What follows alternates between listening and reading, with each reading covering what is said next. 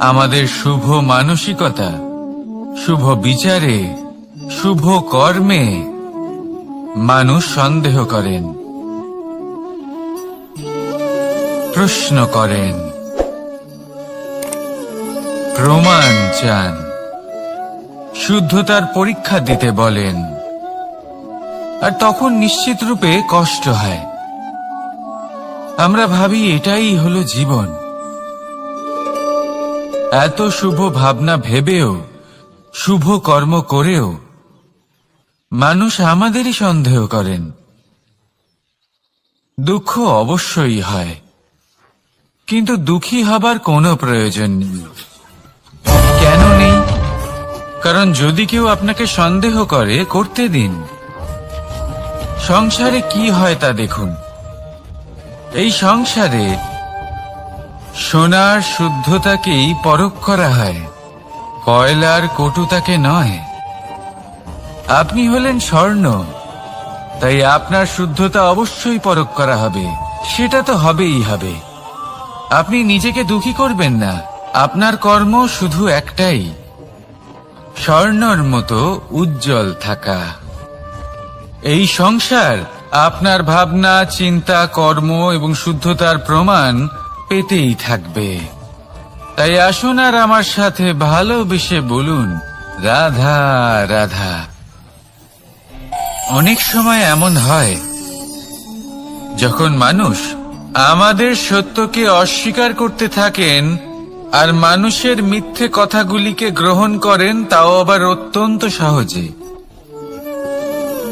তখন আমাদের খুব দুঃখ হয়, বড়ই ক্রোধ হয় মানুষের এই মানসিকতা নিয়ে। কিন্তু এটা জানা অত্যন্ত গুরুত্বপূর্ণ যে এমন কেন হয়। কারণটা কি আপনি? আপনারই কি কোনো দোষ রয়েছে? কখনোই নয়। কারণ হলো এটা যে এই যে সত্য, এই সত্যের মূল্য অত্যন্ত অধিক। এতটাই অধিক যে অনেক সময় অনেক ধনী ব্যক্তিও এর মূল্য মেটাতে পারেন না। সেখানেই যদি মিথ্যের কথা বলি, তাহলে এর মূল্য অত্যন্ত কম। অত্যন্ত সহজেই মিথ্যে সবার মধ্যে বিক্রি হয়। সত্যি বলতে এটা ভাবা আপনার কর্ম নয় যে লোকে কেন আপনাকে বুঝতেই পারেন না, আপনার সত্য কেন বুঝতে পারেন না। আপনার কর্ম হলো আপনার সত্যের সাথে দাঁড়িয়ে থাকা, সেই সত্যের সাথে চলতে থাকা। কারণ সত্য তার কাছেই আসবে যে সত্যকে খুঁজে নিতে চায়। নয়তো বেশিরভাগ মানুষ মিথ্যেকে নিয়েই প্রসন্ন রয়েছেন। আপনি সত্যের সাথে কর্মের পথে অগ্রসর হতে থাকুন। সত্য বেশি দিন লুকোনো থাকে না। সংসারের সম্মুখে এটা অবশ্যই একদিন আসবে, কিন্তু তখনও সেটা মানুষের উপর সে বিশ্বাস করবে কি করবে না। আপনি কর্ম করতে থাকুন আর আমার সাথে ভালোবেসে বলুন, রাধা রাধা। জীবনে যখনই আমরা এমন কোনো পথে চলতে চাই যা মূলত কাঁটায় ভরা ছোট পাথর থাকে, যা বিঁধে যেতে পারে, তখন আমরা কি করি? আমরা পাদুকা ব্যবহার করি, আর তারপরে আমরা খুব সরলভাবে সেই পথে অগ্রসর হতে পারি। কিন্তু যদি পাদুকা আর পায়ের মাঝে কোনো ছোট পাথরও এসে ফেসে যায়, তখন কিন্তু আমরা খুব কোমল পথও পার করতে পারবো না। কিছু বুঝলেন আপনারা? এর সারমর্ম হলো এটাই যে আমরা বাইরের যুদ্ধ জয় করতে পারি, সেখানে সফল হতে পারি, কিন্তু তার থেকেও অনেক বেশি গুরুত্বপূর্ণ আর অনেক বেশি কঠিন অন্তরের যুদ্ধ হয়। অন্তরের সমস্যাগুলি হয় লোভ, মোহ, ক্রোধ, লালসা, ভয়। যদি এইগুলি আপনার মধ্যে থাকে, তাহলে আপনি সংসারের যে কোনো স্তরে পৌঁছতে পারেন, অনেক বড় বড় যুদ্ধ জয় করতে পারেন, কিন্তু আপনি সন্তুষ্টি পাবেন না। তাই সর্বপ্রথম নিজেকে শুধরে নিন, তারপরে এই সংসারকে জয় করুন। তবে তার আগে আমার সাথে ভালোবেসে বলুন, রাধা রাধা। কখনো কখনো আমরা কোনো কাজ আরম্ভ করার বিষয়ে ভাবি, তারপর আরো ভাবি, তারপর আরো ভাবি, আর ভাবতেই থাকি। দেখুন, এটা কোনো অন্যায় নয় যে আমরা কোনো কাজ আরম্ভ করার পূর্বে তার বিষয়ে ভাবনা চিন্তা করছি, সেটা বোঝার চেষ্টা করছি, ঠিক আছে, কিন্তু সম্পূর্ণ সময় এই চিন্তায় ব্যর্থ করা উচিত নয়। যদি আপনি বেশি সময় লাগিয়ে ফেলেন, তাহলে সময় আপনার ওপর অবশ্যই রুষ্ট হবে। আর কেনই বা হবে না? আপনি সময় নষ্ট করছেন, আর সেটা উচিত নয়। দেখুন, নিশ্চিতভাবে ভাবনা চিন্তা করুন, বিবেচনা করুন, পূর্ণরূপে করুন, কিন্তু এটাও মনে রাখবেন যে উচিত সময়ের মধ্যে আপনাকে কর্ম আরম্ভ করতেই হবে। যদি ভাবতেই থাকেন, তাহলে কর্ম আরম্ভ করতে পারবেন না। আর এই সময় অত্যন্ত বলশালী। যদি একে সম্মান করেন, তাহলে তা আপনার সাথে থাকবে, আর যদি না করেন, তাহলে থাকবে না। আসুন সময়কে সম্মান করুন, আর আমার সাথে ভালোবেসে বলুন, রাধা রাধা। আপনি কখনো ভেবে দেখেছেন কি সেই জিনিস যা আপনাকে সামনে এগোতে বাধা দিচ্ছে? ধরুন, আপনি কোনো পথ দিয়ে যাচ্ছেন, পা মুচকে গেলে তা আপনাকে সামনে এগোতে বাধা দেয়। সেইভাবেই জীবনে ক্ষুদ্র চিন্তা আপনাকে সামনে এগোতে বাধা দেয়। দেখুন, যদি কোনো চাক থাকে যার মধ্যে ফাটল রয়েছে, তা আপনাকে ভালো মাটির পাত্র বানাতে দেবে না। ঠিক সেইভাবেই কাউকে ঈর্ষা করলে তা আপনাকে মহান হতে দেবে না। আমি উচ্চস্তরীয়, আরো নিচুতে রয়েছে, এই ভাবনা কখনোই আপনাকে উচ্চ স্তরে পৌঁছতে দেবে না। মন থেকে সকল বিকার, ঈর্ষা, মোহ, লোভ, লালসা এই সব ত্যাগ করুন। চিন্তা ভাবনাকে বড় করে তুলুন, ধন্যাত্মক বোধ জাগিয়ে তুলুন, আর সম্পূর্ণ সমর্পিত হয়ে কর্ম করুন। মহানুভবতা আর সাফল্য এই দুই আপনার পদানত হয়ে থাকবে। তাহলে আসুন আর আমার সাথে ভালোবেসে বলুন, রাধা রাধা। খুব বড় একটা প্রশ্ন করতে চলেছি, এই সংসারের সব থেকে বেশি সুখী কে? এবার কেউ বলবে সেই ব্যক্তি যিনি সব থেকে বেশি ধনী, যার কাছে সব থেকে বেশি ধন আছে, আভূষণ আছে, স্বর্ণ আছে। কেউ বলবেন কোন রাজ্যের রাজা, কারণ তিনি শাসন করতে পারেন, তার আদেশ ছাড়া কোনো কাজ সম্ভব নয়, ইত্যাদি ইত্যাদি। এর উত্তর যদি আমি দিই, তাহলে এটুকুই বলবো, সংসারের সব থেকে সুখী ব্যক্তি হলেন তিনি যিনি সন্তুষ্ট। তার কাছে সন্তোষরূপী ধন আছে, যা তাকে সুখী রাখে। এবার এই সন্তুষ্টি, সেটা কিভাবে আসে জীবনে? এটা আসে ধৈর্যের কারণে। ধৈর্যের এই অনুভূতি অত্যন্ত শক্তিশালী। এই ধৈর্যই কিন্তু আমাদের ধরিত্রীকে ধরিত্রী মাতা করে তোলে, কারণ ধরিত্রী মাতা ধারণ করেন, সহ্য করেন, ধৈর্য ধরেন এবং নিজের কর্ম করতে থাকেন। সেটা ধৈর্যই ছিল মাতা সীতার মধ্যে, যা রাবণের অন্ত করে দিল। এই ধৈর্যের কারণেই নারায়ণ কুর্ম অবতার ধারণ করেছিলেন, বড় একটা পর্বতকে পৃষ্ঠে ধারণ করেছিলেন এবং সমুদ্র মন্থনকে সম্ভব করেছিলেন। সেই জন্য সর্বপ্রথম মনের মধ্যে ধৈর্যকে নিয়ে আসুন। এই ধৈর্যই আপনাকে সন্তুষ্টির পথে নিয়ে যাবে, আর এই সন্তুষ্টি আপনাকে লোভ, মোহ এবং লালসার পথ থেকে দূরে নিয়ে সুখের পথে নিয়ে যাবে। আর তখন এই মন প্রসন্ন হয়ে বলবে, রাধা রাধা। এই সংসারে এমন কখনোই হবে না যে আপনি কিছু একটা করলেন কিন্তু তার মূল্য আপনাকে দিতেই হলো না। যে কোনো কাজের জন্য, যে কোনো কর্মের জন্য আপনাকে মূল্য দিতেই হবে। প্রকৃতিও আমাদের এটাই শেখায়। আকাশে দেখুন সূর্যকে, প্রত্যেকদিন আমাদের প্রকাশ প্রদান করেন। এনাকে সূর্য নারায়ণ বলা হয়। ইনি কি মূল্য প্রদান করেন? নিজে জ্বলতে থাকেন। ধরিত্রী মাতা, এই ভূমি, ইনি কি মূল্য প্রদান করেন?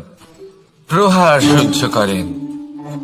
আমরা এই ধরিত্রীতে প্রহার করে মাটি খুঁড়ে তাতে বীজ বপন করি, তবেই আমরা অন্ন লাভ করি, তবেই ফসল পাই। জীবনে যদি আপনাকে সফল হতে হয়, সম্মান পেতে হয়, যশ পেতে হয়, তাহলে আপনাকে মূল্য দিতেই হবে। যদি আপনি সাফল্য লাভ করতে চান, তাহলে দিন রাত আপনাকে ত্যাগ করতে হবে, যেখানে সমগ্র সংসার সন্তোষ অনুভব করছে আর আপনাকে করতে হচ্ছে পরিশ্রম। যদি আপনি সম্মান প্রাপ্ত করতে চান, তাহলে আপনাকে সেই সুখ ত্যাগ করতে হবে যা সবার কাছে রয়েছে। যদি আপনি যশ লাভ করতে চান, তাহলে নিজের অন্তরকে মেরে ফেলা আপনাকে শিখতে হবে, তবেই আপনি যশ লাভ করবেন। জীবনে শুধুমাত্র ধন মূল্যবান নয়, কিন্তু এই যে মূল্যের কথা আমি বলছি, সেটা যদি আপনি দিতে পারেন, তাহলে নিশ্চিত রূপে এটা আপনাকে আরো মূল্যবান করে তুলবে, নিশ্চিত রূপে গড়ে তুলবে। তাহলে এটাই করুন আর আমার সাথে ভালোবেসে বলুন, রাধা রাধা। असतो मा सद्गमय, तमसो मा ज्योतिर्गमय, मृत्युर्मा মৃতঙ্গময়। জ্ঞান সেটাই যা অসত্য থেকে সত্যের পথে চালিত করে। প্রকাশ সেটাই যা অন্ধকার থেকে আলোর পথে নিয়ে আসে। জীবন সেটাই যা মৃত্যু থেকে অমরত্বের পথে নিয়ে যায়। এবার এই তিনটে, জ্ঞান, জীবন এবং প্রকাশ, একই রকম। শূন্য থেকে এর উৎপত্তি হয় এবং আস্তে আস্তে আপনার জীবনে বিস্তার লাভ করে। এবার আমরা এটাই ভাবি যে কেমন করে এই তিনটিকে আগলে রাখা যায়। এর উত্তর হলো, এদের আগলে রাখার প্রয়োজনই নেই, ভাগ করে দিতে হবে। কোন বৃক্ষকেই দেখে নিন, একটি বৃক্ষ অনেক বছর ধরে বেঁচে থাকে। কেন? কারণ সে ভাগ করে দিতে জানে। সে নিজের বীজ ছড়িয়ে দেয়, এই ধরিত্রীতে দেয়। সেই বীজ যা অঙ্কুরিত হয়ে এক নতুন বৃক্ষকে জন্ম দেয়। শুধু ছড়িয়ে দিয়ে একটি বৃক্ষ জীবন দান করতে পারে। যদি কোনো ব্যক্তি জ্ঞান ছড়াতে শিখে যান, যদি প্রকাশ, আলোর কিরণ ছড়িয়ে দিতে শিখে যায়, কোনো ব্যক্তি তার জীবনের সুখ ছড়িয়ে দিতে শিখে যান, তাহলে তিনি মৃত্যুর পরও মৃত হন না। এই ভাগ করে দেওয়ার সুখটাই কিছুটা আলাদা। এই সুখ অনুভব করুন আর আমার সাথে ভালোবেসে বলুন, রাধা রাধা। এই সংসারের সব থেকে বড় যুদ্ধ কোনটা? দেব-অসুরের যুদ্ধ যা অনেক বছর ধরে চলেছিল, নাকি রাম রাবণের যুদ্ধ, নাকি মহাভারত? না, সংসারের সব থেকে বড় যুদ্ধ হলো সেইটা যা নিজের সাথে লড়া হয়, নিজের মনের সাথে লড়া হয়, নিজের অন্তরের সাথে লড়া হয়। এটাই সব থেকে বড় যুদ্ধ। এবার নিজেই দেখুন আপনার সব থেকে বড় শত্রুকে। আপনার স্বার্থ, আপনার কামনাগুলি, আপনার অহংকারগুলি, যা আপনাকেই নষ্ট করে দেয়। যদি এদের ওপর আপনি বিজয় লাভ করতে পারেন, তাহলে ধরে নিন এই সংসারে সবার ওপরে আপনি বিজয় লাভ করতে পারবেন। এই সংসারে কেউ আপনাকে পরাজিত করতে পারবে না, কিন্তু তার জন্য প্রয়োজন অনুভূতির। অনুভূতি ভালোবাসার, অনুভূতি অনুপ্রেরণার। যে ব্যক্তি ভালোবাসতে পারেন এবং প্রেরণা দিতে পারেন তিনি চিরকাল জয়লাভ করতে পারেন। নিজের কাছে ভালোবাসার এক অস্ত্র রাখুন আর প্রেরণার এক ঢাল। জীবনে কেউ আপনাকে পরাজিত করতে পারবে না। আসুন আর আমার সাথে ভালোবেসে বলুন, রাধা রাধা। মানুষ চিরকাল বড় মানুষ হয়ে উঠতে চায়, সবসময় সেই নিয়ে কল্পনা করে। কিন্তু প্রশ্ন হলো এটাই যে মানুষ বড় কখন হতে পারে? যখন সে ধনী হয়ে ওঠে, নাকি যখন তার কাছে সম্মান থাকে, নাকি যখন রূপবান হয় বা অধিক শক্তিশালী হয়? মানুষ বড় মানুষ তখনই হতে পারে যখন বিপদের সময় সে অন্য কোনো মানুষের পাশে এসে দাঁড়ায়। তাই সর্বপ্রথম এটা শিখুন। হয়তো এই জন্যই হনুমান শ্রীরামের কাছে এতটা বড়, আর হয়তো এই জন্যই বলরাম দাদা আমার কাছে এত বড়। যদি আপনিও জীবনে বড় হয়ে উঠতে চান, তাহলে কারোর সাথে তার দুঃখের সময়, তার সংকটের সময় তাকে সঙ্গ দিন আর পাশে এসে দাঁড়ান। এই মন প্রসন্ন হয়ে বলবে, রাধা রাধা। জীবনে সবথেকে বেশি গুরুত্বপূর্ণ বস্তু কি? বাড়ি, বাহন, সোনা, ধন? যদি আমি সত্যি বলি তাহলে জীবনে সবথেকে বেশি গুরুত্বপূর্ণ বস্তু কোনো বস্তুই নয়।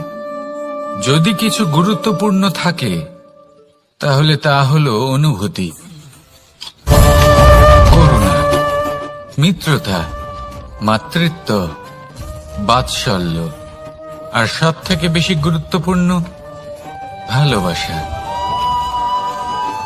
নিজেদের এই জীবনে যদি আপনি শুধুমাত্র বস্তুর খেলাতে মেতে থাকেন তাহলে জীবনে আনন্দ কখনোই থাকবে না। নিজের এই জীবনকে অনুভূতির পীঠস্থান বানিয়ে তুলুন। এই মন প্রসন্ন হয়ে বলবে, রাধা রাধা। যখনই কোনো ঘূর্ণিঝড় আসে, কোনো প্রলয়ে আসে, তখন দেখবেন তা কত বৃহৎ প্রভাব ফেলে, কত বড় বিনাশ ঘটায়, বিধ্বংস সৃষ্টি করে। যখন বন্যা আসে তখন কত গভীর প্রভাব ফেলে, কত সর্বনাশ ঘটায়। নদীর পাড়ও ভেঙে বয়ে নিয়ে যায়।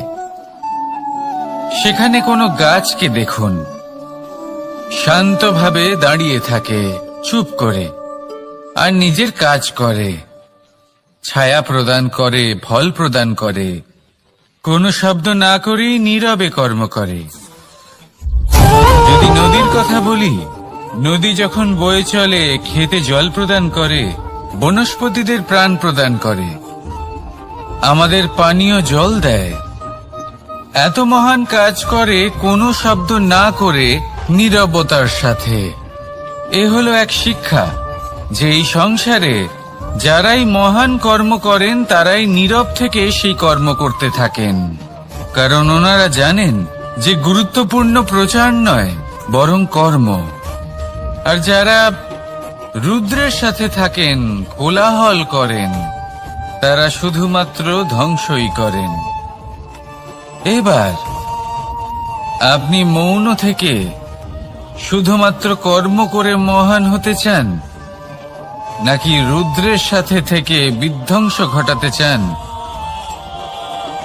সিদ্ধান্ত আপনারই। আসুন আর আমার সাথে ভালোবেসে বলুন, রাধা রাধা। আপনি জীবনে কি হবেন সেটা আপনার পরিশ্রম, আপনার নিরন্তর প্রয়াস আর আপনার নির্বাচিত দিশার উপর নির্ভর করে না। এটা নির্ভর করে আপনার সঙ্গতির উপরেও। এই সঙ্গতি যা হলো অত্যন্ত গুরুত্বপূর্ণ। প্রকৃতিও আমাদের এটাই শেখায় বিভিন্ন উদাহরণ দিয়ে। যদি আপনাকে একটা উদাহরণ দিই, কখনো বাতাসের প্রবাহ লক্ষ্য করবেন। এই বাতাসের প্রবাহ যখন কোনো পুষ্পকে স্পর্শ করে সেও সুগন্ধে পরিপূর্ণ হয়ে যায়। এই বাতাসের প্রবাহ যখন কোনো নালীর উপর দিয়ে প্রবাহিত হয় তখন সেও সুগন্ধহীন হয়ে যায়। এ সঙ্গতির প্রভাব যা মানুষকে কোথা থেকে কোথায় নিয়ে যেতে পারে আপনি জানতেও পারবেন না। এ হলো সঙ্গতির প্রভাব, যেখানে চানার সাথে গুড়ও মিশে যেতে পারে। এ হলো সঙ্গতিরই প্রভাব, যেখানে একটা সাধারণ পাথর স্বর্ণের সাথে মিশে গিয়ে একটা রত্নে পরিণত হতে পারে। তাই এই সঙ্গতির বিষয়ে বিশেষ খেয়াল রাখবেন। আপনি কার সাথে মিশছেন, কি বলছেন, কি শিখছেন, আপনার অস্তিত্বের উপর তাদের কি প্রভাব পড়ছে সব লক্ষ্য করবেন। আর আমার সাথে ভালোবেসে বলবেন, রাধা রাধা। কর্ম এবং ফল। মানুষের স্বভাব হলো এটাই যে তিনি নিজের প্রত্যেক পরিশ্রমের প্রতিফল প্রার্থনা করেন। বেশিরভাগ সময় এই ফলাফলের চিন্তা করতে করতে, কল্পনা করতে করতে উনি কর্ম করতে থাকেন যে আমি এই কাজটা করলে এই ফল পাবো। সেই সব কল্পনা করতে থাকেন যা না তার হাতে আছে, না আছে অধিকার, আর না আছে নিয়ন্ত্রণ। উনি শুধু নিজের কর্ম করতে পারেন। উনি কি ফল পাবেন তা তার হাতে কখনোই নেই। তাই আপনিও শুধুমাত্র কর্ম করতে থাকুন, ফলের চিন্তা করবেন না। মনে রাখবেন, শিকড় এবং শাখা যেভাবে একে অপরের সাথে জড়িয়ে, সেইভাবেই একে অপরের সাথে জড়িয়ে কর্ম এবং ফল। যেরকম কর্ম আপনি করবেন সেরকম ফল আপনি অবশ্যই পাবেন। তাই এই ফলের আশায় কর্মের সময় কখনোই নষ্ট করবেন না, কারণ যে ব্যক্তি সময় নষ্ট করেন, সময় সেই ব্যক্তিকে অবশ্যই নষ্ট করে দেয়। কর্ম করুন নিঃস্বার্থভাবে, ফলের চিন্তা করবেন না। আর আমার সাথে ভালোবেসে বলুন, রাধা রাধা। কর্ম এবং ফল। দেখতে গেলে এই সমস্ত ব্রহ্মাণ্ড এই দুইয়ের মাঝেই স্থির হয়ে আছে। মানুষজন কর্ম করেন ভালো ফল লাভের আশায়, আর ভালো ফল লাভের আশায় উনি এটাই ভুলে যান যে উনি যে কর্ম করছেন তা কি করছেন। আমি বলেছিলাম কর্ম করুন ফলের চিন্তা না করে, কিন্তু কি কর্ম করছেন সেই বিষয়ে ভাবাটাও অত্যন্ত আবশ্যক।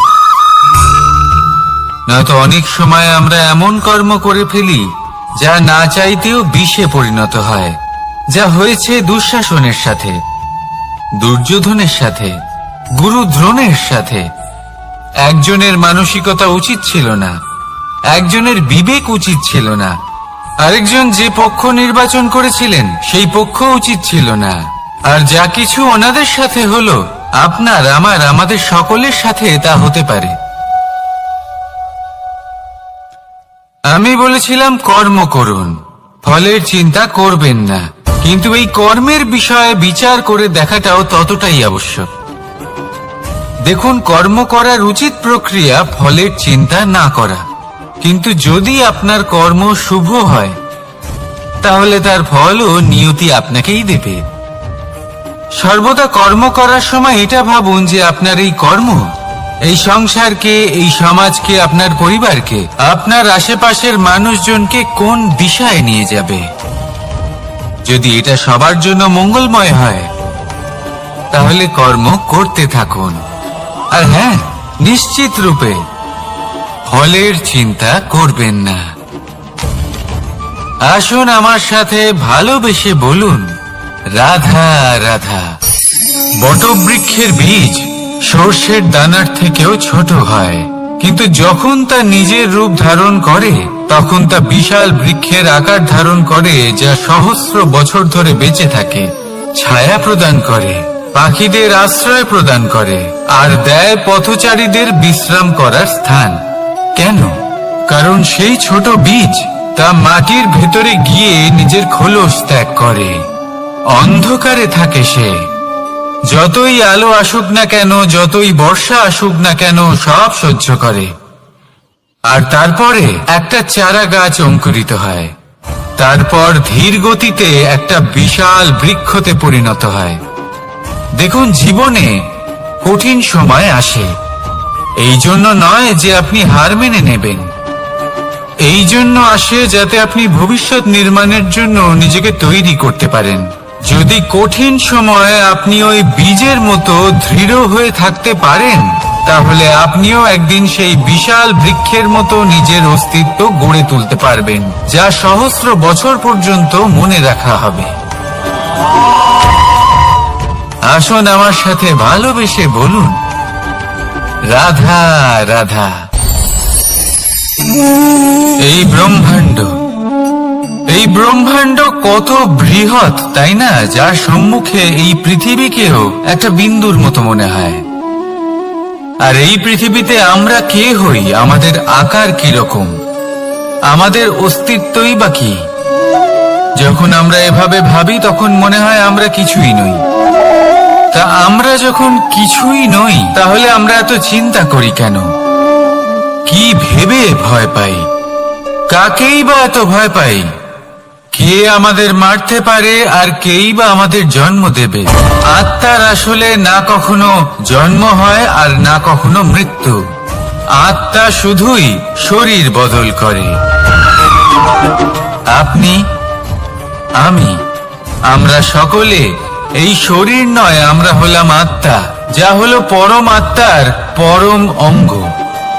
সেই জন্য মনে রাখবেন, বাইরের কোথাও দেখবেন না, নিজের অন্তরের গভীরে গিয়ে দেখুন, আত্মাকে উপলব্ধি করতে শিখুন।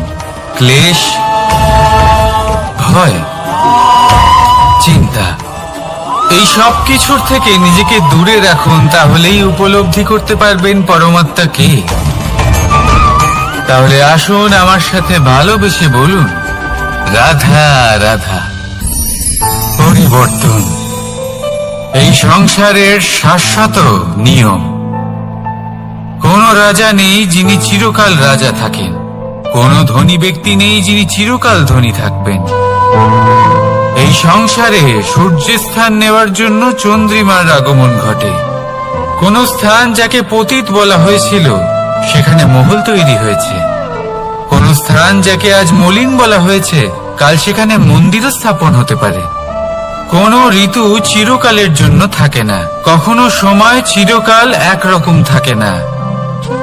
আজ যা আপনার কাছে রয়েছে, কাল অন্য কারোর ছিল। আজ যে আপনার কাছে রয়েছে, কাল তা অন্য কারোর কাছে চলে যাবে।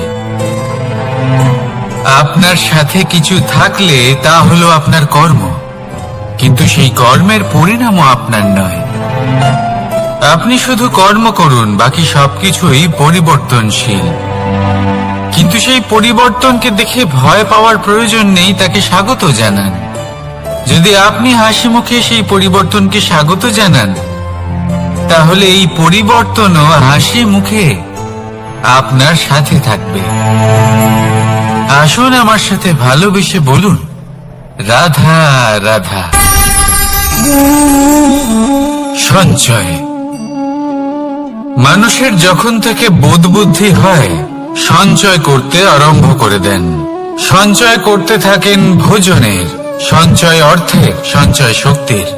নিজের জন্য করেন, নিজের পরিবারের জন্য করেন, নিজের স্ত্রীর জন্য করেন, সন্তানের জন্য করেন, সন্তানের সন্তানের জন্য সঞ্চয় করেন।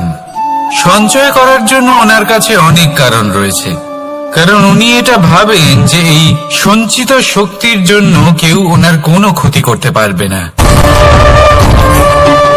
মানুষ ভুলে যান একটা গুরুত্বপূর্ণ কথা, এই সত্য, উনি এই সংসারে খালি হাতেই এসেছিলেন, আর এখান থেকে ওনাকে খালি হাতেই যেতে হবে। যা এখানকার তা এখানেই থেকে যাবে। আর যদি কিছু ওনার সাথে যায়, তা হলো ওনার কর্ম, আর কিচ্ছু নয়। তাই যদি কিছু অর্জন করতে চান, তাহলে শুভ কর্ম অর্জন করুন, আত্মশক্তি অর্জন করুন, কারণ পরলোকে এটাই হবে আপনার সম্পত্তি। তাহলে কি এটা আপনি অর্জন করতে চান না? আসুন আর আমার সাথে ভালোবেসে বলুন, রাধা রাধা। সদিচ্ছা। দেখতে গেলে 3 অক্ষরে তৈরি এই শব্দ, কিন্তু সমস্ত ত্রিলোক তার উপরেই আধারিত।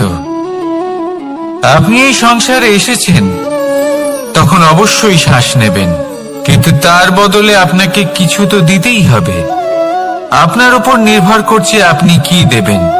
কি দেবেন এই সংসারকে, এই সমাজকে, নিজের পরিবারকে, আর তার বদলে কি নেবেন?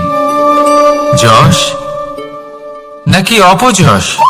দেখুন, এক ছিল রাবণ, যে কিনা সমুদ্র পার করল সীতাকে অপহরণ করার জন্য, আর এক ছিলেন রামচন্দ্র, যিনি সমুদ্র পার করেছিলেন, সেতু বানিয়ে গিয়েছিলেন সীতাকে ফিরিয়ে নিয়ে আসার জন্য। দুজনেই সমুদ্র পার করেছিলেন, শুধু পার্থক্য ছিল সদিচ্ছাকে বোঝার, লক্ষ্যের। অনেক মানুষের যাত্রা একরকম হতেই পারে, কিন্তু আনন্দ তখনই লাভ করবেন যখন লক্ষ্য শুভ হবে, মহান হবে। এই লক্ষ্য দিয়ে এই সংসারের কল্যাণ হবে এবং মানুষের সম্মান হবে। যদি আপনার সংকল্প উচিত হয়, তাহলে আপনার লক্ষ্য উচিতই হবে, নয়তো শুধুমাত্র বিনাশ হবে। আর উচিত এটাই হবে যে বিনাশের হাত থেকে যেন নিজেকে বাঁচানো যায়, কি বলেন?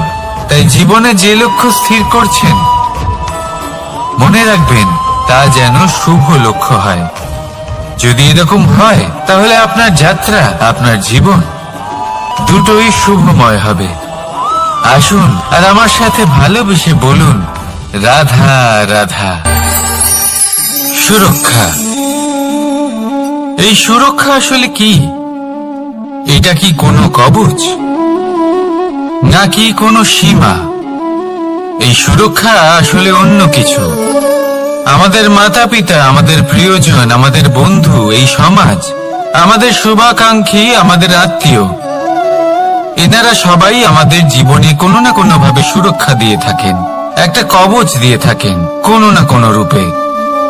কিন্তু দেখতে গেলে আমাদের পরাক্রমের পথে, আমাদের বীরত্বের পথে, আমাদের সাহসের পথে এই সুরক্ষাই সব থেকে বড় বাধা হয়ে দাঁড়ায়। একবার ভেবে দেখুন, যদি আপনি কোনো সুরক্ষাই না পান, বা যদি আপনি এই সুরক্ষা ভেঙে বাইরে আসতে পারেন, তাহলে আপনার বীরত্ব চরম সীমায় পৌঁছে যায়। কেন? কারণ তখন আপনি জানেন যে এই সংসারের সম্মুখীন আমাদের নিজেদেরই হতে হবে। আপনি বুঝে যান যে শত্রুর সম্মুখীন এবার নিজের বলের দ্বারা, নিজের পরাক্রমের দ্বারা, নিজের সাহসের দ্বারা করতে হবে। আর তখন আমাদের মনের মধ্যে এই শক্তি জাগ্রত হয়। এই শক্তি অন্তরেই বসবাস করে, শুধু এটা চিনে নিতে হবে, একে জাগ্রত করতে হবে। আর এটা সুরক্ষা ভেঙে যাওয়ার পরেই সম্ভব হয়। আর যারা নিজের শক্তি সম্পর্কে জানেন, যিনি নিজেই জানেন তিনি কতটা শক্তিশালী, তিনি নিজেই নিজের সুরক্ষা কবচ চিরকালের মতো ভেঙে ফেলে দেন, ঠিক কর্ণের মতো। আর তারপরে দেখুন, আপনার পরাজয় হোক বা বিজয়ী হোক না কেন, সেটাই অনেক বড় হয়, সেটাই প্রশস্ত হয়ে থাকে। সেই জন্য ত্যাগ করুন নিজের ভয়কে, নিজের আশেপাশের এই সুরক্ষা চক্রকে ভেঙে ফেলুন, আর সম্মুখীন হন এই সংসারের নিজের শত্রু সম্মুখীন হন। পরাক্রমের এই অঙ্কুর, তা অঙ্কুরিত হওয়ার জন্য বীজের উপরের এই কবচ, এটা ভেঙে যাওয়া অতি আবশ্যক। আসুন আমার সাথে ভালোবেসে বলুন, রাধা রাধা। যখন আমরা হাঁটতে থাকি আর আমাদের পায়ে কাঁটা বিঁধে যায়, তখন মুখ দিয়ে আহ বেরিয়ে আসে, কান্না চলে আসে, আর অনেক সময় অভিশাপও বেরিয়ে আসে। কিন্তু আমরা কি কখনো এটা এইভাবে দেখেছি, এইভাবে ভেবেছি যে আমরা যে পথে চলেছি সেই পথে কাঁটা বিঁধেছে, নাকি আমরা সেই পথ নির্বাচন করেছি যাতে শুধুই কাঁটা রয়েছে?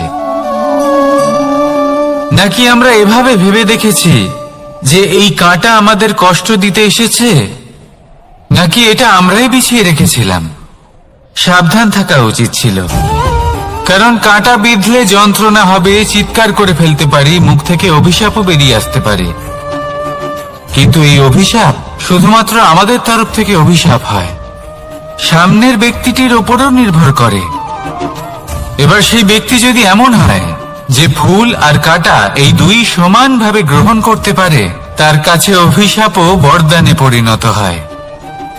শেষ পর্যন্ত ব্যাপারটা দাঁড়ায় ভাবনা, চিন্তা, দৃষ্টিভঙ্গির ওপর। কারণ আপনার এই ভাবনাই সত্যি হয়ে সামনে আসে। সেই জন্য এই ভাবনা, চিন্তা, মানসিকতাকে গুরুত্ব সহকারে দেখবেন। এই বিবেচনা নিয়ে বিবেচনা করতে শিখুন। আমার কথার অর্থ হলো যে জীবনে যখন এরকম কিছু একটা ঘটবে, তখন ভেবে দেখুন যে এরকম কেন হলো। আপনি কি এমন কোনো কর্ম করেছিলেন যার কর্মফল এটা? এমন কোনো কাজ যা অনুচিত ছিল, অসত্য ছিল, যা অভদ্রতার কারণ ছিল? ভেবে দেখা প্রয়োজন। দেখুন, ইচ্ছে হলো আপনার যে আপনি কি করতে চান, ভাবনা আপনার, সত্য আপনার, জীবন আপনার, সিদ্ধান্ত আপনার। আসুন আর আমার সাথে ভালোবেসে বলুন, রাধা রাধা। সময়। এই সময় আসলে কি? এই সময় একটা সরল রেখা তো কখনোই নয়। সময় হলো একটা চক্র, যেখানে এর আদি সেখানেই হলো এর অন্ত, আর যেখানে তা শেষ হয় সেখান থেকেই তার শুরু হয়। এই সময় একটা অত্যন্ত বিচিত্র চিন্তা, বিচিত্র ভাবনা, একটা বিচিত্র বস্তু যা কেউ বুঝতে পারেন না। এই সময়ের লীলা, এর কোনো প্রমাণ নেই, কোনো জ্ঞান নেই, কোনো পরিমাপ নেই। শুধু এটুকু আমরা জানতে পারি, যেখানে শেষ হবে সেখান থেকে একটা নতুন সূচনাও হবে। যা আজ আপনার কাছে আছে, কাল অন্য কারোর কাছে যাবে, তারপরে তার কাছ থেকেও অন্য কারোর কাছে যাবে, তারপরে তার থেকেও ছিনিয়ে নেওয়া হবে। এই নিয়তির একজনের কাছ থেকে অন্যজনের কাছে আদান প্রদানের এই সময় হলো আপনার সময়। এই সময় সদ্ব্যবহার করুন, এই সময়কে বাঁচুন। আপনাকে শুধু এটাই সুনিশ্চিত করতে হবে যে আপনি কোন পক্ষে আছেন। আর সত্যি বলতে কি, আপনার জীবনের পরিণাম নির্ভর করে আপনার নির্বাচনের ওপর। আপনি কোন পক্ষ নির্বাচন করছেন। তাহলে মনে রাখবেন, জীবনে সেই পক্ষই নির্বাচন করবেন যা চয়ন করার পরে আপনি সুখ অনুভব করবেন, আপনি সন্তোষ লাভ করবেন, প্রসন্নতা লাভ করবেন। আর আমি এটাই সুনিশ্চিত করব যে এই পক্ষ যেন শান্তির পক্ষ হয়, এই পক্ষই যেন প্রেমের পক্ষ হয়। তাহলে চিন্তা করবেন না, আর আসুন আমার সাথে ভালোবেসে বলুন, রাধা রাধা। দৃষ্টি আর দৃষ্টিভঙ্গি, এই সমগ্র লীলা হলো এই দুইয়ের। বিচিত্র হতে পারে, কিন্তু এটাই সত্যি। এবার আপনাকে একটা উদাহরণ দিয়ে বোঝাই। অনেক সময় আপনি কোনো ব্যক্তিকে এটা বলতে শুনবেন যে আমি আমার নিজের উপরে গর্ব করি, আমি নিজেকে নিয়ে গর্ব করি, আমি খুব ভালোভাবে আমার মা বাবার সেবা করি, ওনাদের আমি সবসময় সুখী রাখি, ওনাদের আমি একটা বাড়ি দিয়েছি, সকল সুখ সুবিধা দিয়েছি, ওনাদের জীবনে প্রত্যেক জিনিস দিয়েছি আর দেব যা তাদের প্রয়োজন।